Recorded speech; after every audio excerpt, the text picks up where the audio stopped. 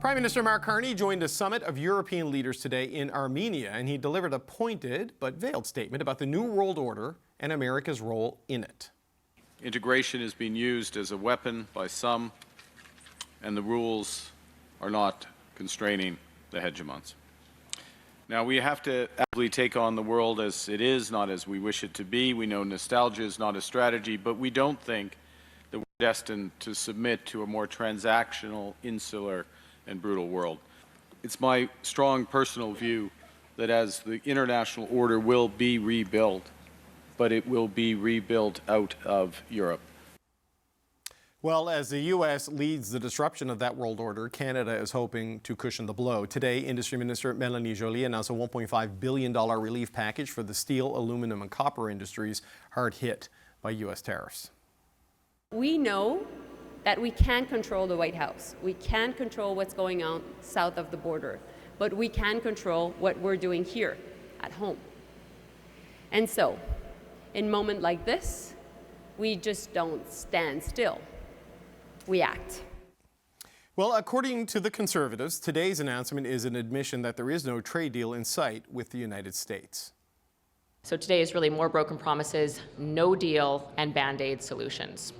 The loan top-ups that they announced, while are helpful in some regard, are not a long-term solution or even a short-term solution in many regards. If you take mold makers, for example, some of them ship $8 to $10 million worth of molds every month to the United States. So some of these loans represent a few weeks, if that, of relief. Okay, nothing like easing into the week with some small issues with the power panel. We've got Vandana Cotter, who is an advisor to former Prime Minister Justin Trudeau. Brad Levine is a former national campaign director for the NDP. And here with me in the studio, we've got Kate Harrison, who's a conservative political analyst, and Rob Russo is the Canada correspondent for The Economist. Rob, interesting comment from the Prime Minister there to start that the new world will be built out of Europe. What do you make of that declaration by Mark Carney today? I would like Europe to start by ratifying CETA. I think we signed CETA in 2017. That's 9 years ago, and more than a third of the European countries haven't ratified. It's provisionally in effect for the most part, but there's some parliaments that haven't gotten around to it. But I think that illustrates one of the problems with the suggestion that the EU is where the future lies. It operates by consensus. It does not operate in a sprightly manner.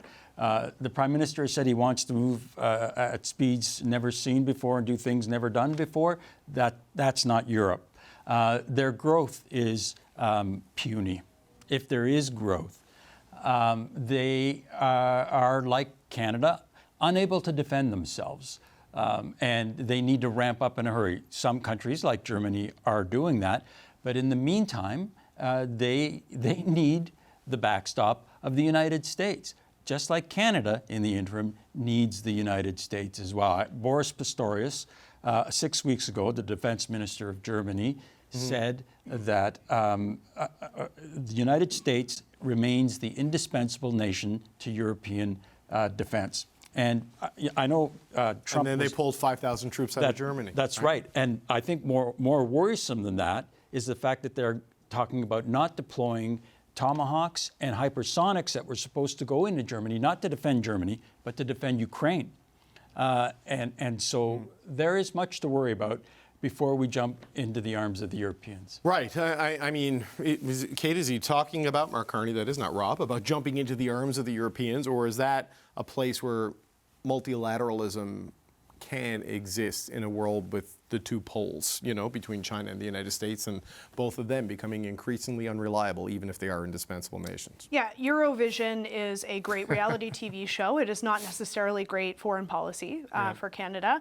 I do think the Prime Minister's chasing a bit of a high here from the Davos speech in terms of, declaring the existing international order to be dead, and, perhaps he's speaking to an audience where that message is popular. But if you are going to go to a global audience and talk about this disruption and the brutalism that exists, then you have to be prepared for that boomerang to come back around. And I think it has come back around on the Prime Minister in terms of China.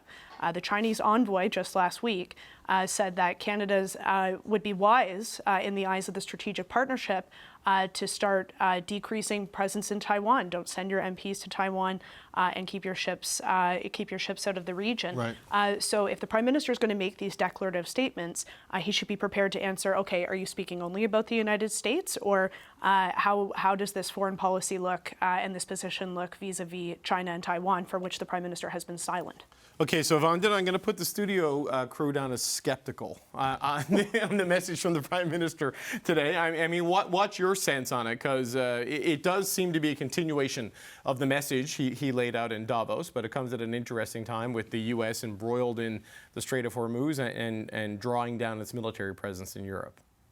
Yeah, I mean, a couple of things. I think what he was more focused on is the multilateralism approach, like all our global institutions, NATO, the UN, ICC, ICJ, et cetera. I think he's thinking of the way we engage in multilateralism. We have to get used to a place where we're not so dependent on the United States. And for years, the world was, for defense, for a number of things. And I think he's trying to get everyone, comfortable with the idea that we may have to imagine a world where we think of these global norms and institutions and rules of international society, and we build it with Europe. I think that's more what he meant. I'm not sure if he really meant, the economy. I know we've talked about values, but I think he more meant in the multilateralism piece of it. I think the one thing that would have been interesting, but maybe this wasn't the audience, is talk about the role of the global South. And I'm not talking about China and India, but other partners who may be willing to play a role. While they're not as powerful, the more countries we have aligned with you, the better. Right. Well, he has made trips to South Africa. He's going to Brazil. We understand it. So he is speaking to kind of like the BRICS nations minus Russia on a lot of this stuff. Brad, how do you view this? What the Prime Minister said today, sort of like, and the 1-2 punch of Mélanie Joly and Evan Solomon having to roll out even more supports for the steel sectors, aluminum and copper, as the trade war takes new form with Donald Trump and the constant change of how the tariffs are applied. Yeah. Well, I was very glad in your interview with the minister, David, that you got her to admit or foreshadow relief for the softwood lumber, because that is a missing piece. You got over 300 communities that are forestry dependent, and while the tariffs are from a different category than the ones that steel and aluminum are facing, there's a lot of people in this country, over 200,000, directly related to the forestry sector, and not to include them in a package, I think is a mistake. So very happy that you were able to get some forecasting out of her today. So that was a good job. The people of BC and Quebec and New Brunswick will be very pleased to hear this news here. As for the idea that we have to do these things, and I think the minister laid it out fairly well. We didn't ask for 50% tariffs on steel or 25% on derivatives. You have to be there to support your industries. You can't let the jobs go. You can't let the plants go. And while I think the Conservatives might come across as a little bit whiny when they say, this is an indication that there's no trade deal.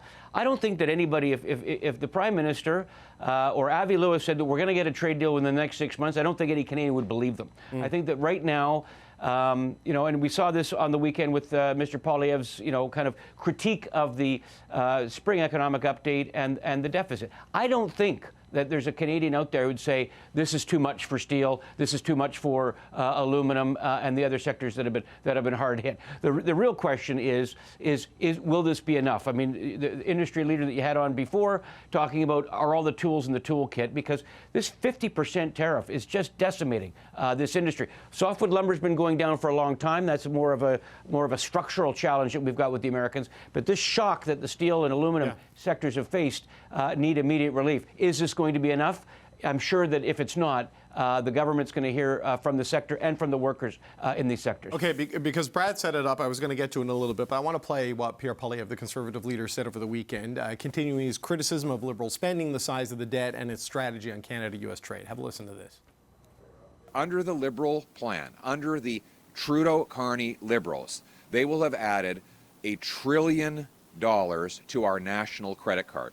If you stacked $100 bills one on top of the other, it would create a tower that is 1,500 times bigger than the CN Tower. Now he can't tell us what leverage we have, what demands he's making, what tariffs he wants to get removed.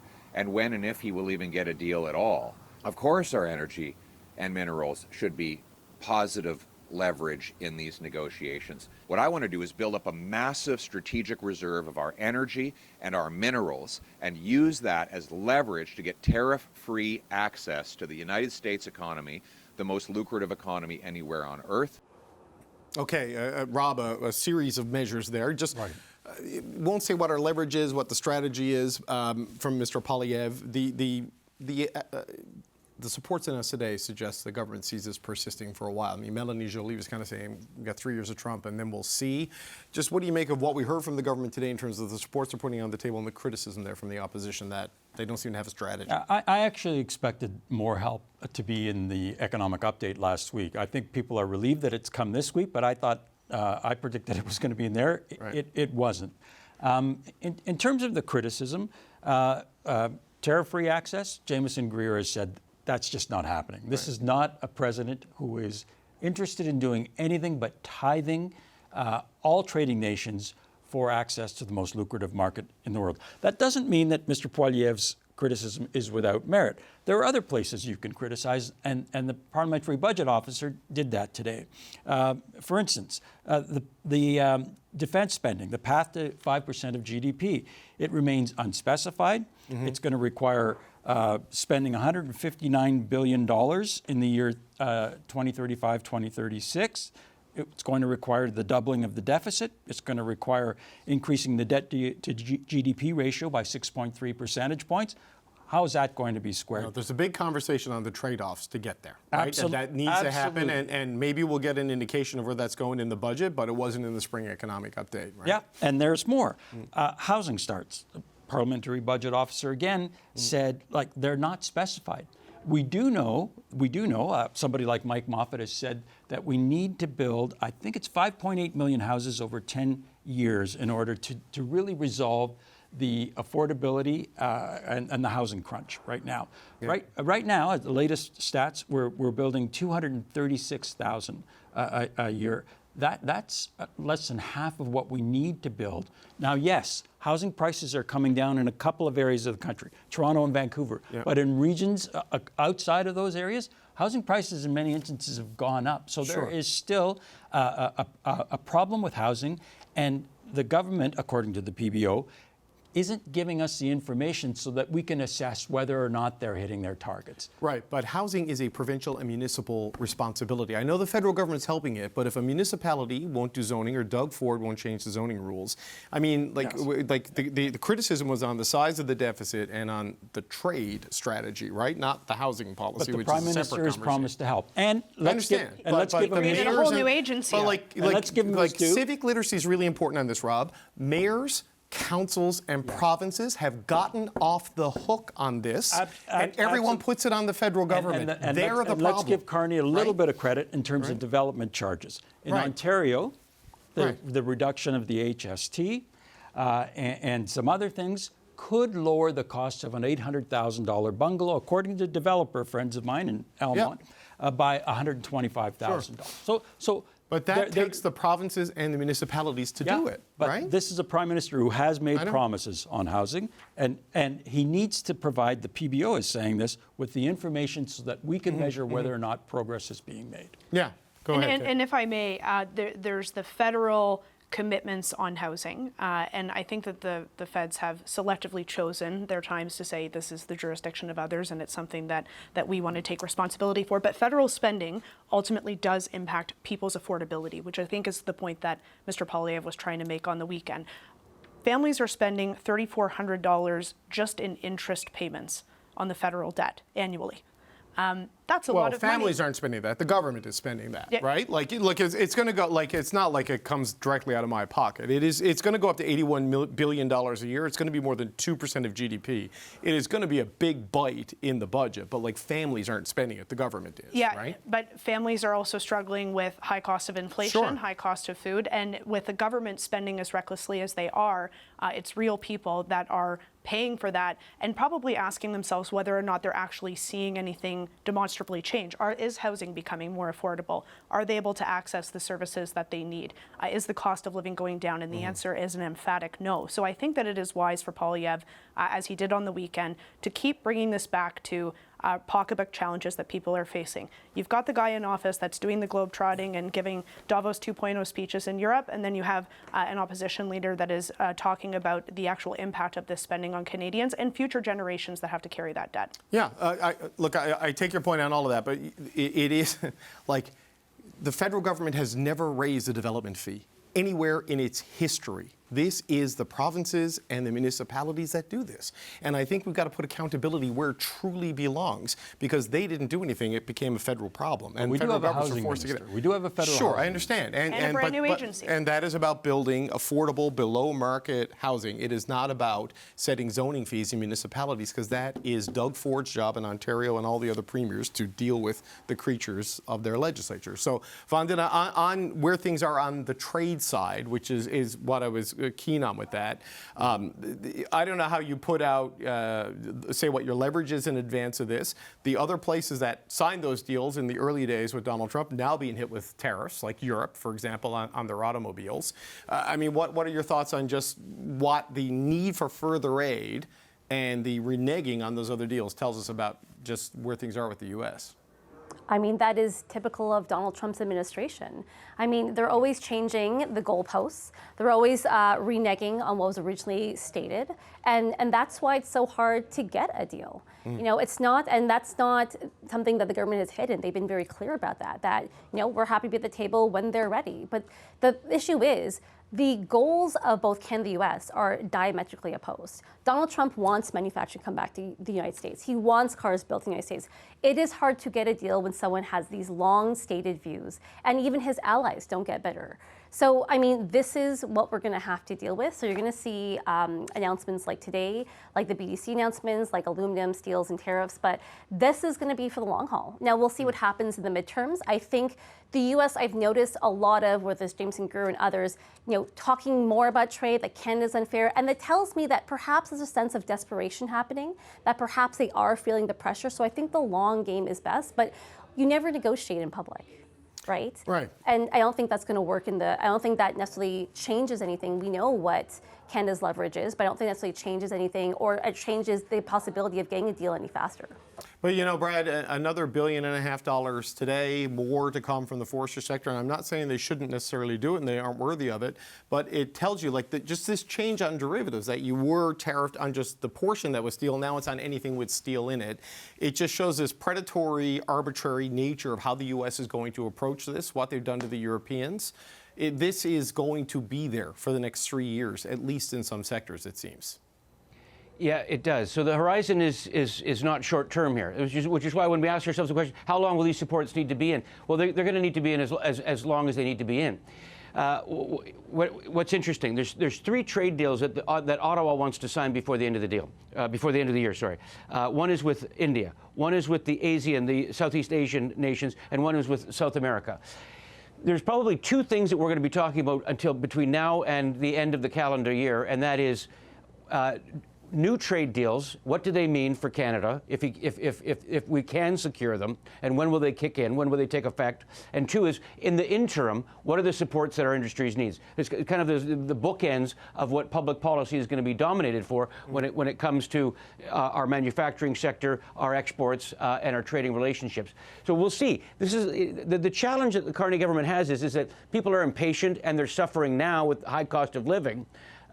Yet these things take time. The shocks and the effects of Trump's harassment on our trade happen immediately. But the ability for the course correction takes a lot longer, and right. That's the challenge. Setting expectations. That's what the YouTube video was all about a couple Sundays ago. Him going to Armenia was about saying, look, I think there's 2 audiences. One was international, one was domestic. Those are his people. When we talk about, like, why did he go there, you know, what was accomplished, I think he's most comfortable in the European setting since his time as governor of the Bank of England. Those are his people. He looks at home there. He looks like he's among his people. I'm not saying he's not, comfortable on the world stage in the Pacific Rim or elsewhere, but those are his people. But it takes a long time. And so the domestic market sees him, Canadians see him out there trying to find new markets, because he's saying we got to double our non-U.S. trade within a decade. That's going to take India, that's going to take Europe, that's going to take South America, and it's also going to take China. And so he's got a communications challenge about the potential impatience. How long does Carney have before the results are seen by the people at home? Well, Kate, on that, when Vandana was talking about maybe the U.S. is feeling pressure and maybe the long game is paying off, you were sort of shaking your head that you disagree with that. I mean, how do you view it in terms of what you're seeing from the U.S.? Certainly, it's not paying off for Canadians. We've sat on this show and said those countries that have deals have them promptly ignored. We don't have a sectoral deal, and things are changing. But we actually were very close to a sectoral deal back in the fall. The government is conveniently omitting that when they're talking about the nature of the relationship with the United States. But the U.S. walked away from the table. Well, right? the U.S. says that it was Canada's action in a particular ad from the Premier of Ontario. Yes, it was Ontario's action. That was the source of that. The USTR last week said that he's happy to talk to Canada about critical minerals and an energy pact. He said that right beside the ambassador. It is Canada who is slow rolling this. We had a sectoral deal. Dominic LeBlanc has said that they were trading term sheets associated with that. So if you are looking at today's relief package and wondering if this is a sign that Canada is preparing for the long game, I think it's a pretty good sign, particularly when you consider there's been no meaningful conversation and negotiation happening, including on sectoral tariffs, for now the last 7 months. But how is Canada slow rolling it if Trump imposed the tariffs? Trump ended the negotiations on the tariffs, and Jameson Greer says you're going to have to live with these tariffs. Like that is how you're slow rolling it. I don't believe that Greer has said that there is nothing to be done on sectoral tariffs moving forward. He says it's up to the president. It's nothing he can do. And Donald Trump, he says you have to get used to the fact there's going to be tariffs. How is not having a conversation on these things going to improve Canada's position? The hope seems to be that we'll have a more distracted audience in the United States. And I think it's just as likely that if Trump does poorly in the midterms, that he looks to lash out and Canada will be a convenient whipping post. So hope is not a strategy. The Prime Minister is the one who ran on getting back to the table. I hear a lot of cutting slack and putting this at the feet of the president in terms of what Canadians are willing to withstand. The Prime Minister is the one who ran the election on being able to fix this issue. Do you see it, Rob, as Canada slow rolling this? Because every time I turn on the television or pick up my phone, I see Donald Trump blowing up another part of the global order. Like, that's just what is happening, right? The Strait of Hormuz was open, now it's not. The nuclear program was gone, now it's back. It is just chaos and disruption on the U.S. foreign policy and domestic agenda. I believe ABC and the Washington Post had a new poll out showing that Trump's approval ratings are now at historic lows. If they're not slow rolling, let's say that it might not be a bad strategy. We will not find out. It depends on really what happens over the next few months. Is it possible, for instance, that Donald Trump, in the lead up to the midterms, runs against countries like Canada, in states like Wisconsin, and other states that are dairy-producing states? That's a possibility as well. There is danger in slow rolling, but there could be fruit, because right now, as I've said before, Donald Trump's political fortunes are in an uncontrolled descent into the earth. And that's something that could play in Canada's favor, because his wings will be clipped if there's a Democratic Congress. There's now a path, apparently, for the Democrats to control the Senate as well. So he does everything by executive order, though, Rob, right? We'll find out in November whether or not. And my understanding is, to paraphrase Minister LeBlanc, on the U.S. side, there seems to be the appearance of motion but no movement. And I think that is underscored by the things that Jameson Greer is saying. Right. No, that's a good point. And so, look, we'll find out tomorrow who the new Governor General is going to be. It's not you. It is not me. No, it's bilingual and woman. I'm 0 for 2, and qualified, so 0 for 3. Vandana, any idea of where this is going? If you've got a name you want to throw on the list, feel free. I mean, what's your sense of, what do you think, what kind of message do you think Mark Carney is going to want to send in terms of his recommendation to the King for the next GG? I'm just guessing. I'm going to say someone with global prowess, someone that's going to be interesting for a lot of people, uniting the country. And someone with, I think it won't be someone that no one's heard of. I think it's going to be someone that is well known in key circles, that gives them legitimacy, but also shows, someone who is aligned with Mark Carney's vision for Canada. Sounds like Vandana knows. She's just Could be Connor CV McDavid. right He's free from. these days. It's just a cheap shot. I don't think he's bilingual. Yeah. Come on. Brad, I know New Democrats don't like the Senate. I'm not sure how you feel about the GG. If he's the GG, maybe. What are your thoughts there? I don't have any. We don't have that app where you can bet on real events here. Was it Polymarket, exactly. Yeah. Yeah, we don't have that here yet, so this is good because I probably lose money. I take note about the bilingualism, and I think that after the Air Canada CEO debacle, and we saw in a recent example of, obviously the Governor General is more elevated than the CEO of Air Canada, but nonetheless, that really rankled a lot of people. And having somebody fluently bilingual, if not a francophone who also speaks English, I wouldn't be surprised with that to kind of send a signal that Carney can right the ship when it comes to the language challenges. Well, Rob Russo, it will not be Michael Russo who gets his job. But just what are your thoughts on what we might see tomorrow? I'm going to be watching for Celine. Is Celine Galipeau going to be hosting her show tonight? Rad Can and CBC have produced Governors General. How about Celine Dion for another Celine? How about, I'll give you a name, Isabelle Houdon, who I believe is running the Business Development Bank of Canada, or is it Canada? Yeah, BDC. BDC. Yeah, BDC. Yeah. Mitsu? I don't know. No. But those are names that I would throw out, and I have no idea whatsoever. Yeah, I have no idea either. Kate, just what are your thoughts? Like, Mary Simon was a controversial choice because bilingual, but not in the traditional official sense of official languages. But your thoughts on what we might see from the Prime Minister? Regardless of who it is, it's going to come under some scrutiny. And we've seen CBC reporters, be appointed GGs. We've seen CBC reporters take GGs down. The great Ashley Burke, the doe-eyed assassin. Yeah. She was on talking about it earlier, and sat next to her during that whole thing. And man, oh man, does that woman know how to work. All right, we're going to leave it there. We'll find out who it is tomorrow at some point when the Prime Minister tells us. Vandana Cotter, Brad Levine, Kate Harrison, and Rob Russo